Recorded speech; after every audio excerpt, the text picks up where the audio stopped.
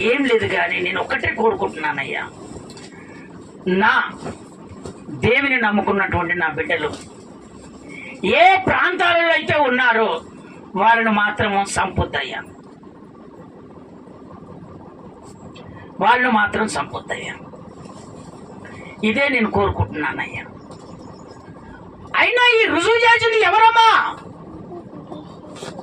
అయ్యా, మాకు శత్రువు అయినటువంటి ఆమాను ఈ ప్రకారంగా చేస్తున్నాడయ్యా. అట్లనా? వెంటనే ఆమాను పిలిచేసి, ఆమాను, రాజుకు నచ్చినటువంటి వారిని రాజమార్గంలో ఉంచాలంటే ఏం చేయాలి? ఏం చేయాలి? అయ్యా, రాజు వేసుకున్న వస్తువులు వేసుకోవాలి, రాజుకిన గుర్రం కావాలి, రాజుకి ఏదైతే కావాలో అవి కావాలి. మరి రాజుని ఏ విధంగా ఊరేగిస్తారు? అయ్యా, ఇదిగో ఊళ్ళో రాజుకే జై అనుకుంటా ఊరేగిస్తారయ్యా. అయితే ఆయన ఏమనుకున్నాడంటే, రాజు తర్వాత నేనే కదా, నన్నే చేస్తాడనుకో పలుకు పలికాడు. రాజు కని దృష్టి ఎవరి మీద పడ్డది? మొర్దెకాయ మీద పడ్డది. చెయ్యని నేరం ఇది. వెంటనే అమన్, ఇది నువ్వు మొర్దెకాయకి ఈ ప్రకారం నువ్వు చెయ్యాలి అన్నాడు. అనగానే, అయ్యా, తన లోపల నేను ఉరిదీయాలని అనుకున్నానే, కానీ ఈ ప్రకారంగా అయిపోయిందని అతని ద్వారానే ఆ గుర్రం మీద ఎక్కించి ఆ ప్రాంతమంతా బట్టలు తెప్పి, రాజు బట్టలు తెప్పించి రాజుకే జై అనుకుంటా ఊరేగింపడం మొదలు పెట్టాడు. ఈయన ఎవరు? వాచ్మెన్. ఈ మొర్దెకాయ ఎవరు? వాచ్మెన్, ఇంటి కాపలా. ఇంటి కాపలైనటువంటి ఆయన ఏమైపోయాడు? ఇప్పుడు రాజు అయిపోయాడు. అయితే 50 కొయ్యల ఉరికొయ్య తెప్పించి పెట్టాడని ఆ వార్త రాగానే, ఇదిగో ఆ ఉరికొయ్య మీద ఆమాను ఉరిదీయమని చెప్పేశాడు. అంతే. ఇప్పుడు కట్టుకున్నది ఏం చేశాడు? వాడినే ఉరి తీసేశాడు. ఇప్పుడు సంపాలనుకున్నది ఏం చేశాడు? వాడినే ఉరి తీసేశాడు. కారణం ఏంటంటే ఆయన ప్రవర్తనలో మార్పు లేదు. స్తోత్రం చెప్తారా? ఒకసారి గట్టిగా, ఇంకొకసారి గట్టిగా చెప్తారా? దేవుని అంగీకరించినటువంటి దేవుని బిడ్డలమైనటువంటి మనకు తన ప్రవర్తనను కనిపెట్టుకొని వాడు తన ప్రాణాన్ని ఖచ్చితంగా కాపాడుకుంటాడు. నీ ప్రవర్తన కనిపెట్టుకొని నువ్వు ఉండాలి. కొంతమంది దేవుడంటే భయం ఉండదు. కొంతమంది దేవుడంటే మందిరంలో భయపడతారు, బయటికి వెళ్ళిన తర్వాత అన్యులు కలిస్తే భయపడరు. నువ్వెక్కడ ఉన్నా నా దేవుడు నీ ప్రవర్తన చూస్తాడు. అందుకనే దేవుని బిడ్డలారా, ప్రవర్తన కనిపెట్టుకుంటే నువ్వు మరణం కావు. ఇప్పుడు ఆయన ఏం చేయాలి? మరణం చేయాలని అనుకున్నాడు. ఇప్పుడు మరణమైంది ఎవరు? వాక్యం అర్థమవుతుందా మీకు? ఇప్పుడు ఎవరు మరణమైందో చెప్పలేంది? హామాను. మనకు వ్యతిరేకంగా ఉన్నవాడు మరణం అయ్యాడా లేదా? అందుకనే దేవుని బిడ్డలారా, మిమ్మల్ని ఎంతమంది ఎగతాళి చేస్తున్నారు, అక్కడికి వెళ్ళొద్దు, అక్కడ ఉండొద్దు, అది మంచిది కాదని ఎంతమంది మీకు హెచ్చరి చేస్తున్నారు. ఓ రోజు వాళ్ళే మీకు సాగిలో పడుదురు గాక. స్తోత్రం. రీబా కల్లా ధీర బరాబర నా ప్రభు మాట్లాడాడు, అది జరిగిందే. అంటే దేవుడు అంటే ఏమో అనుకుంటున్నారు, ఆటలు అనుకుంటారు. దేవుడు అంటే నమ్మితే నిన్ను వదిలిపెట్టాడు. దేవుడు ఎక్కడ ఉన్నా నా దేవుడు సజీవునిగా నిన్ను నిలబెడతాడు. ఇదిగో వాచ్మెన్ తీసి రాజుగా చేసిన దేవుడు, ఇదిగో ఉరి తీయాలని అనుకున్నాడు, వెంటనే వాడినే ఉరి తీపిచ్చాడు దేవుడు. అందుకనే దేవుని బిడ్డలారా, నీ ప్రవర్తన కనిపెట్టుకొని నువ్వు బ్రతుకు. ఎందుకంటే ఈ రోజులు మంచి కావు. నేను ఏదో ఒక రకంగా ఫోన్ల ద్వారా కానీ, ఏదో ఒక రకంగా బంధువుల ద్వారా కానీ, ఏదో ఒక రకంగా రాజకీయం ద్వారా కానీ నేను ఏం చేస్తారంటే మభ్య పెట్టేస్తాడు, మీ జీవితాన్ని మార్చేస్తాడు. అందుకనే నా దేవుడు సజీవుడైనటువంటి దేవుడు. ఇదిగో ఏ మందిరాన్నైతే దేవుడు నీకు అప్పగించాడో, కొన ఊపిరి ఉన్నంత వరకు, ప్రభు రాజ్యములు పోయేంత వరకు నువ్వు వంట కట్టబడి బ్రతుకుతే నా దేవుడు సజీవు లెక్కలో నిన్ను ఉంచును గాక. మాటలలో తేడా రాకూడదు, ప్రవర్తనలు తేడా రాకూడదు. మభ్య పెడతారు కొంతమంది, ఆ మాటలకు మనము లోబడకూడదు. దేవుని బిడ్డలారా, తన ప్రాణాన్ని కాపాడుకున్నాడు, ఇంకోటి తన సంఘానంతా కాపాడుకున్నాడు. ఒక పెద్ద మనిషి దేవుని కొరకు నిలబడి. మన పెద్ద మనుషులు ఎట్టుంటారంటే, ఇలా మందిరానికి వెళ్ళావా, ఎందుకు పోయినావమ్మా, ఇలా పనికి పోతే బాగుండుగా, నువ్వు పోయినావు, నువ్వు పోను అనుకోని నేను పనికి వెళ్తే కదమ్మా, వీళ్ళు ఫోన్లలో మాట్లాడుకుంటారు. మళ్ళా ఈమె ఇంకొక ఆమెను జడగొడతా ఉంటది, ఆమె ఇంకొక ఆమెను జడగొడతా ఉంటది. దేవుని బిడ్డలారా, వారానికి ఒక రోజు నువ్వు దేవుని సన్నిధిలో గడపాలి. ఎన్ని ఆటంకాలు వచ్చినా నీ ప్రవర్తన బట్టి దేవుడు నిన్ను మరణం పాలు చేయడు. దేవుడు ఎక్కడైతే ఉన్నాడో ఆ చోటికి నిన్ను తీసుకొని పోయి ఇదిగో ఆయన రాజ్యములో నిన్ను స్థిరపరుస్తాడు. స్తోత్రం చెప్తారా ఒకసారి గట్టిగా? అది కోరుకోవాలి మనం, అది కోరుకోవాలి, అది కోరుకోవాలి. ఒక్క మాట చదువుతారా, ఒక్క మాట చదువుతారా?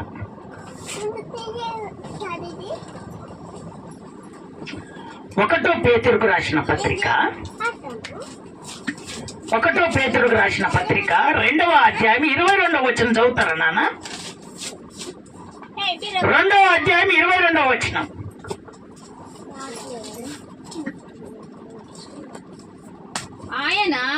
ఆయన పాపము చేయలేదు. ఎవరో? నా యేసయ్య. ఆయన పాపము చేయలేదు.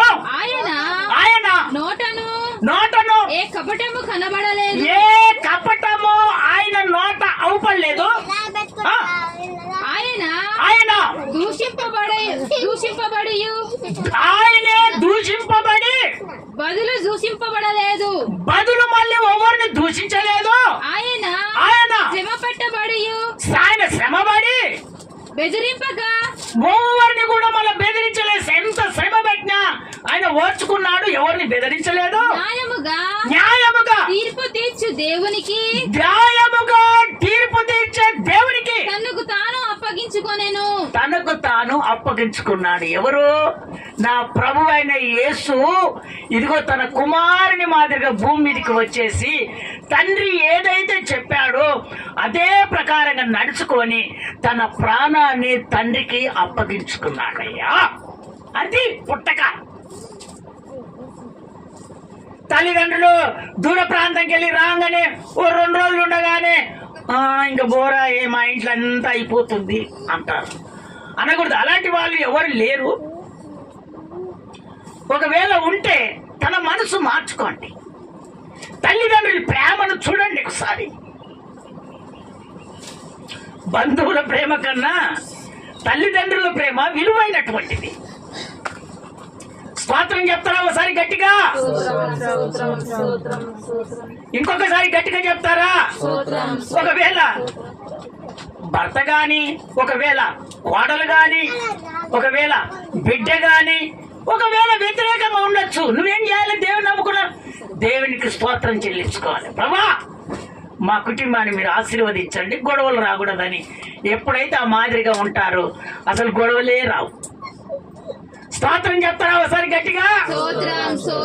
ఇంకొకసారి గట్టిగా చెప్తారా? తల్లి గురించి పిల్లలు ఎగస్ట్రా చెప్పుకోకూడదు. వింటున్నావా? తండ్రి గురించి పిల్లలు ఎగస్ట్రా చెప్పుకోకూడదు. ఎందుకంటే వాళ్ళు మనల్ని కన్నారు కాబట్టి. వాళ్ళు ఏది ఉన్నా తన మనసులో పెట్టుకొని నువ్వు దేవునికి అప్పగించుకొని నువ్వు ప్రార్థన చేసుకుంటే దేవుడు ఇదిగో తన తండ్రికి అప్పగించుకోలేదా ప్రాణం? నువ్వు అప్పగించుకో దేవునికి ప్రార్థన చేసి. విలువైనటువంటి జీవితాన్ని నీ దేవుడు నీకు అనుగ్రహించును గాక. స్తోత్రం చెప్తారా ఒకసారి గట్టిగా? స్తోత్రం, స్తోత్రం, స్తోత్రం. రెండవ మాట, మనము రెండవ మాటలోనికి వెళ్తాం. ప్రవర్తన ప్రాణమును కాపాడుతుంది. ఎవరు ప్రాణాన్ని కాపాడింది? అరే, ఎవరు ప్రాణం కాపాడింది? మొదటికాయ ప్రాణాన్ని కాపాడిందా? కాపాడలేదా? ఆయన ప్రవర్తన ద్వారా ఏమింటున్నారు? ఆయన ఒక్కనే కాకుండా అక్కడ ఉన్నటువంటి ఆ సంఘానంతా, ఆ ప్రజలందరినీ ఆ ప్రవర్తన ద్వారా దేవుడు కాపాడాడు. మరణం లేకుండా దేవుడు కాపాడాడు. మరణ శాసనాలని ఎన్ని 127 స్థానాల్లో ఉన్నటువంటి దేవుని బిడ్డలందరినీ ఆ ఒక్క ఎవరు? రాణి ఎస్తేరు ఒక్కతే ఆడపిల్ల. ఆడ మనిషి 127 స్థానాల్లో ఉన్నటువంటి దేవుని బిడ్డలకు రక్షణ కలిగించింది, బ్రతికించింది చచ్చిపోయేటోళ్ళను. అది పుట్టక. ఆడపిల్ల అంటే అది పుట్టక. వెనకంగా ఒక మాట మాట్లాడొద్దు, ముందలంగా ఒక మాట మాట్లాడద్దు. తల్లిదండ్రులు అన్నప్పుడు ప్రేమ కలిగి ఉండును గాక. స్తోత్రం చెప్తారా ఒకసారి గట్టిగా? రెండవ మాట, నాలుకపై జాగ్రత్త అవసరం. ఎందుకంటే నాలుక ఏమంటారుగా, నరం లేని నాలుక ఎన్ని విధాలుగా మాట్లాడుతుంది అంటే అది 4 విధాలు మాట్లాడుతుంది. అంటే దేవుడు ఏం చెప్తున్నాడంటే నాలుకపై జాగ్రత్త అవసరము. నీ నాలుక మాట్లాడేటప్పుడు నీ నాలుకను అదుపులో పెట్టుకోవాలి. నిన్ను గొడవ తీసుకొచ్చేది నాలుకే, గొడవ సాల్వ్ చేసేది నాలుకే, నిన్ను ఆశీర్వదించేది కూడా నాలుకే, నీకు ప్రార్థనలో పట్టుదల కలిగి ప్రార్థన చేసే జీవితాన్ని ఇచ్చేది కూడా నాలుకే. అన్నిటికీ నాలుకే. ఆ నాలుకను నువ్వేం చేయాలంటే జాగ్రత్తగా అవసరానికి నువ్వు వాడుకోవాలి. స్తోత్రం చెప్తారా ఒకసారి గట్టిగా? ఆ చదువుతారా? ఆ వాక్య భాగంలోనికి మనం వెళ్తాము. ఆ వాక్య భాగంలోనికి మనం యాకోబు పత్రిక,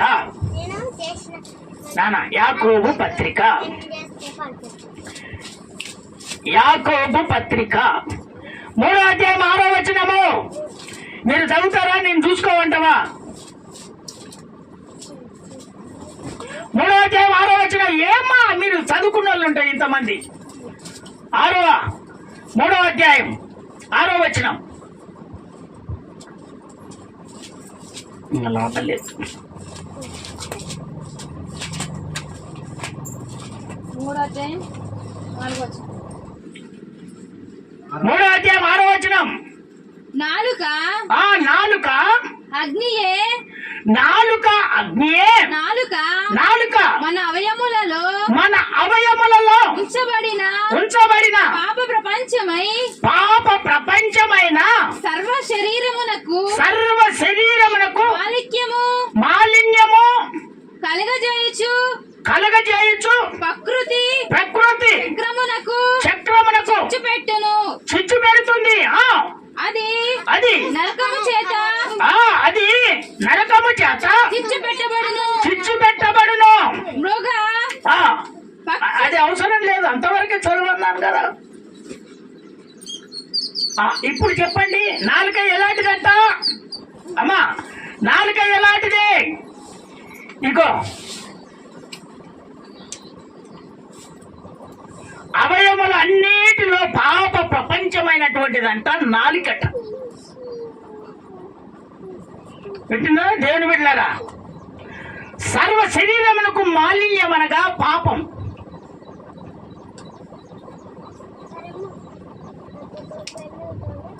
ప్రకృతి చక్రమును చుట్టుపెట్టును. అంటే ఈ ప్రకృతిలో ఉన్నటువంటిదంతా కాల్చమంటే నాలుకే కాల్చి పడేస్తుందట.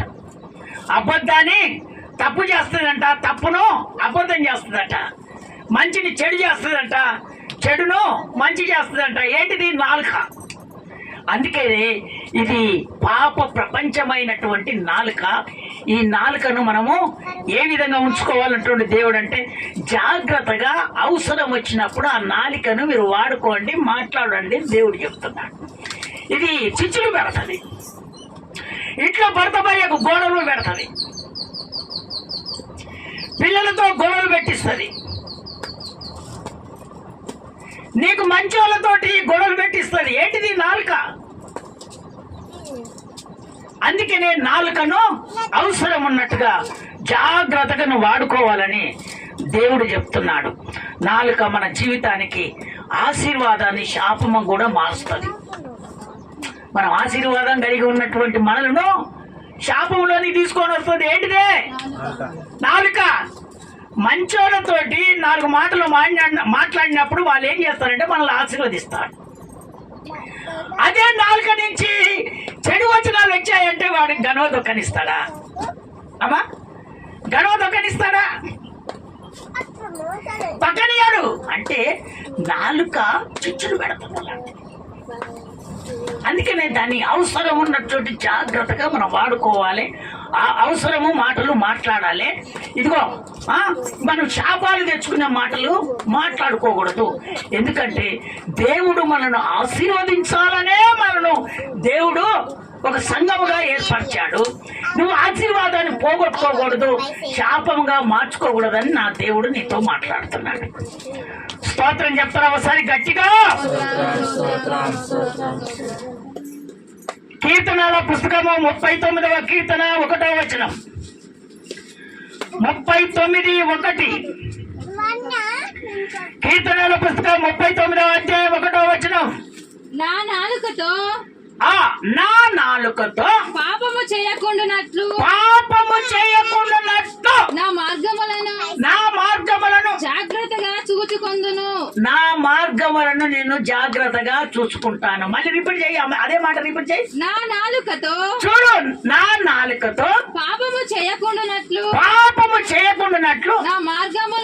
నా మార్గములను జాగ్రత్తగా చూచుకొందును. భక్తిహీనులు నా ఎదుటనున్నప్పుడు నా నోటికి చిక్కము ఉంచుకొందు నన్ను చిక్కం పెట్టుకుంటాడు. కూర్చో, చాలు నాన్న, చాలు. ఈ మాట ఎవరు? దావీదు దేవునికి చెప్తున్నటువంటి ఆ మాట ప్రార్థనలో దేవునికి చెప్పుకుంటున్నాడు. అందుకనే దేవుని బిడ్డారా, నాలుకకు ఆయన దావీదు ఏం పెట్టుకున్నాడంటే చెక్కాన్ని పెట్టుకున్నాడు. ఏది పశువులకు పెడతాం చూసావా? గుర్రాలకు కూడా అప్పుడప్పుడు పెడతాం. ఏంటిది? కళ్ళెం చుక్కాలు పెడతాం. ఇప్పుడు అమ్మా, అప్పట్లో సొద్ద కంకులు కానీ వరిషేళ్ళు కానీ అప్పట్లో ఏవి కుప్పలు కొట్టిన తర్వాత ఏవి అనేది అమ్మమ్మ వినండి, ఏవి ఆ కళ్ళం చుట్టూ తిరిగేది తొక్కేది ఏంటి? అయ్యి పశువులమ్మా. పశువులకు మూతికి కళ్ళెం పెడతామా పెట్టమా? అందుకనే దేవుని బిడ్డలారా, ఆయనంట ఆ మాటలు, పాపము మాటలు రాకుండానంట తన నోటికి అంట కళ్ళెం పెట్టుకున్నాడంట. అందుకనే మనలో పాపము వచ్చకు రాకూడదు. ఆ కళ్యాణి మనం పెట్టుకోవాలని దేవుడు ఈరోజు నీతో మాట్లాడుతున్నాడు. ఎందుకంటే ఆ పాపం వలన మనము ఆశీర్వాదాన్ని శాపంగా మార్చుకుంటాం. కుటుంబంలో ఒకరికొకరు విరోధం అయిపోతాము. అప్పు ఇచ్చేవాడు అప్పులో ఇవ్వకుండా అయిపోతాడు. పెట్టినదా? అప్పు తెచ్చుకున్న దగ్గరికి పోతే అప్పు ఇవ్వడు.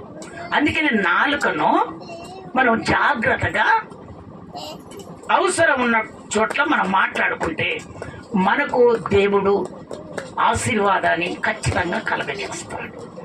ఒక్క మాట, చివరి మాట. ఆదికాండం 50వ అధ్యాయం 21వ వచనం. 50వ అధ్యాయం 21వ వచనం. ఆదికాండం 50వ అధ్యాయం 21వ వచనం. కాబట్టి వినండి ఇప్పుడు. కాబట్టి భయపడకుడి, ఇదిగో భయపడకుడి, నేను మిమ్మును మీ పిల్లలను పోషించదనని చెప్పి వారిని ఆదరించి వారితో ప్రీతిగా మాట్లాడను. ఈయన ఎవరు చెప్పండి? ఎవరైనా యోసేపు అనండి ఒకసారి. యోసేపు ఎవరి కుమారుడు? యోసేపు చెప్పండి. యాకోబు. వినండి, యాకోబు అనగా పేరేంటిది? ఇజ్రాయేలు. చిన్నవాడు. ఆయన సంతానం ఎంతమంది? 12 మంది. చెప్పలేండి ఎంతమంది సంతానము? చివరి ఆయన పేరేం పేరు? యోసేపు. ఇప్పుడు చెప్పాను కదమ్మా. మీకు ఆకలైతుందనే మీరు అనుకుంటున్నారు, అందుకనే మీరు వాక్యం వినట్లేదు. స్తోత్రం చెప్తారా ఒకసారి గట్టిగా? ఇంకొకసారి గట్టిగా చెప్తారా? ఇప్పుడేమో చెప్పుతుంటే వినరు. మన దైవజనులు ఉపాస పండుగలకు వచ్చి వాక్యాలు బోధిస్తున్నప్పుడు, అవునయ్యా మేము వినలేదయ్యా, అవునయ్యా మేము వినలేదయ్యా, ఇప్పుడేం చేస్తారు? ఆకలి అవుతుందయ్యా అనుకుంటూ ఉంటారు. స్తోత్రం చెప్తారా ఒకసారి గట్టిగా? ఇంకొకసారి గట్టిగా చెప్తారా? ఇప్పుడు ఎవరంటే యోసేపును అన్నదమ్ములు చంపేయాలని ఎక్కడేసాడు? తెచ్చా బూతులో పడేశారు. కన్న బాధలు, కన్న ఇబ్బందులు. తమ్ముని అమ్ముతారో ఎవరన్నా డబ్బులకు అమ్మేశారు. సొంతం తమ్ముని అమ్మేశారు. ఏంటికి? డబ్బుకు.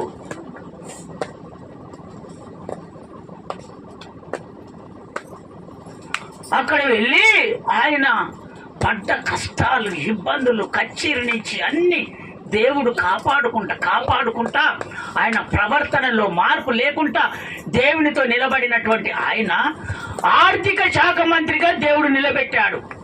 స్తోత్రం చెప్తారా ఒకసారి గట్టిగా? ఒక మంత్రిగా నిలబెట్టాడు దేవుడు ఆయననే. ఆర్థిక శాఖ మంత్రి, ఐగుప్త దేశానికే ఆర్థిక శాఖ మంత్రి అయిపోయాడు ఆయన. అందుకనే దేవుని బిడ్డలారా, ఒకవేళ నిన్ను విమర్శిస్తున్నారేమో, ఒకవేళ నిన్ను బాధ పెడుతున్నారేమో, ఒకవేళ నువ్వు పనికే రావు అనుకుంటారు, కానీ దేవుడు మిమ్మల్ని హెచ్చించడం మొదలు పెడతాడు. స్తోత్రం చెప్తారా ఒకసారి గట్టిగా? నా దేవుడు సజీవుడు. ఆయన ఆనుకొని బ్రతుకుతున్నటువంటి నిన్ను ఎప్పుడు కూడా నా దేవుడు అన్యాయం చేయడు. ఆయన నిన్ను ఉన్నతమైన స్థానానికి ఎదిగిస్తూనే ఉంటాడు. స్తోత్రం చెప్తారా ఒకసారి గట్టిగా? ఈ వీళ్ళు చంపేయాలని అన్నవాళ్ళు, వీళ్ళకి ఆహారం లేకపోతే ఎక్కడికి వెళ్ళారో తెలుసా? లాస్ట్కు తమ్ముడి దగ్గరికి వెళ్ళారు. అప్పుడు తమ్ముడు చెప్తున్నాడు, మళ్ళీ రిపీట్ చేయమాట, రిపీట్ చేయి. కాబట్టి భయపడకుడి. కాబట్టి మీరు భయపడకండి. నేను మిమ్మును మీ పిల్లలను పోషించదనని చెప్పి వారిని ఆదరించి వారితో ప్రీతిగా మాట్లాడను. ఎలాంటి నాలిక చూడు, ప్రీతిగా మాట్లాడు. కోపము పెట్టుకోలే. నన్ను ఇబ్బంది పెట్టినా నాకు కోపం రాలే. ఇదిగో తమ్ముడైనా, అక్కయినా, చెల్లైనా, అన్నైనా, దేవుని బిడ్డలారా, దేవుని నమ్ముకున్నటువంటి దేవుని బిడ్డలు మీలో ఒక ప్రవర్తన రావాలి. నాలుకను జాగ్రత్తగా అవసరం ఉన్న చోటు మాట్లాడుకోవాలి, అదుపులో పెట్టుకోవాలి. అప్పుడు మనము ఆశీర్వాదంలోనికి వెళ్తాం, శాపంలోనికి వెళ్ళాం మనం. ఇదిగో వాళ్ళందరూ వీళ్ళు చంపేయాలన్నారు. లాస్ట్కి దేవుడు ఏం చేశాడు? వీళ్ళందరినీ తీసుకుపోయి ఆయన కాళ్ళ దగ్గర పెట్టాడు. ఆయన పెడితేనే తిండి లేపుతలేదు. అప్పుడు క్రోధం పెట్టుకోలే. వెంటనే ఆయనే అన్నాడు, అయ్యా అన్నా ఆ పై వచనం చదువు నాన్న. మీరు నాకు కీడు చేయను ఉద్దేశించితిరి గాని, చూడు ఎంత మంచి, నాకు కీడు చేయ ఉద్దేశించితిరి గాని నేటి దినమున జరిగించున్నట్లు అనగా బహు ప్రజలను బ్రతికించున్నట్టుగా, చూడు బహు ప్రజలను బ్రతికించడానికి మేలుకే దేవుడు ఉద్దేశించెను. అది దేవుడు నాకు మేలుకే ఉద్దేశించాడు. అన్నయ్యలారా, మీ పిల్లలను, మీ భార్యలను అందరికీ నేను ఆహారం పెడతాను, మిమ్మల్ని అందరూ నేను చూసుకుంటాను. ఒకవేళ నేను కోపపడటోని గాను, నేను నిజమైనటువంటి యేసయ్యను అంగీకరించి బ్రతుకుతున్నటువంటి వాడిని, నా నాలుకను నేను అదుపులో పెట్టుకుంటాను, అవసరం ఉన్నట్టుగా మాట్లాడుకుంటాను. మీరు అప్పుడు ఏయో మాటలు విని నన్ను ఆ ప్రకారంగా చేశారు అని నేను అనుకోను. నేను క్రమంలో ఉంటాను, పద్ధతిలో ఉంటాను. మీ పిల్లలకు కూడా ఆహారం నేనే పెడతాను, మీ అందరు నేనే చూసుకుంటాను.